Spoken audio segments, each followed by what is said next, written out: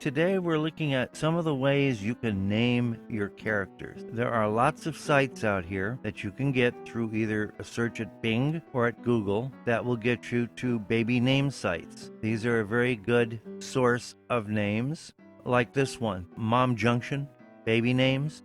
You can change the country. You can see here they have a big list of countries that you can go to get names. And you can also go by religion. You can get Hindu names. You can get Sikh names, Buddhist names. You can specify the gender if you want. If you leave it just at gender, you get both boy, girl, and unisex. But you can also select boy or girl. And this gives you a list of names, and you can see what they are and what they mean. And another similar site, and we have this list that you can download from our website. You just go to the little box below.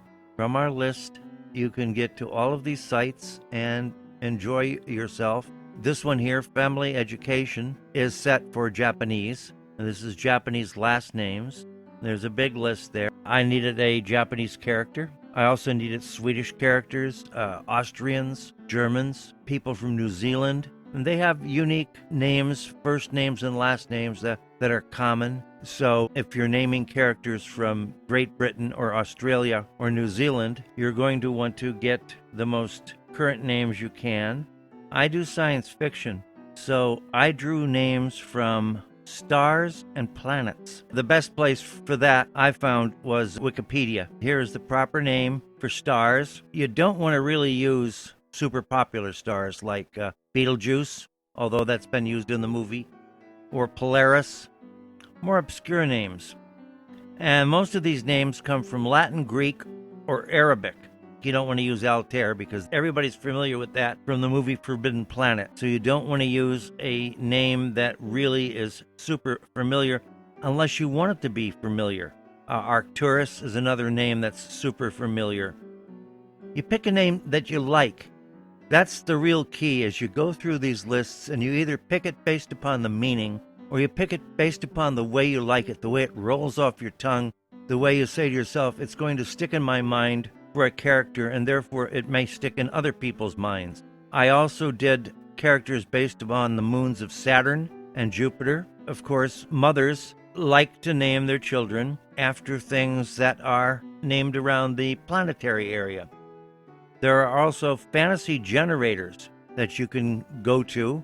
What you want to avoid is you want to avoid the names from movies. Star Wars characters, Game of Thrones characters, Lord of the Rings. You want to use unique names. We have lots of generators here. We have some of these that will actually generate a name automatically, and that might help you. Here we have fantasy and folklore. You want to stay away from anything that's in an existing book or an existing movie. Witch names.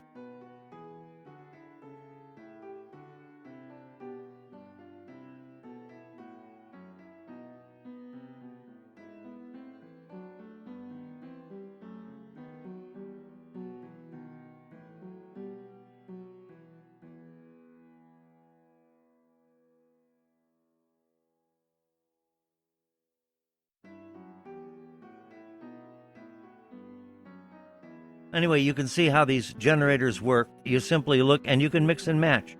It's really up to you.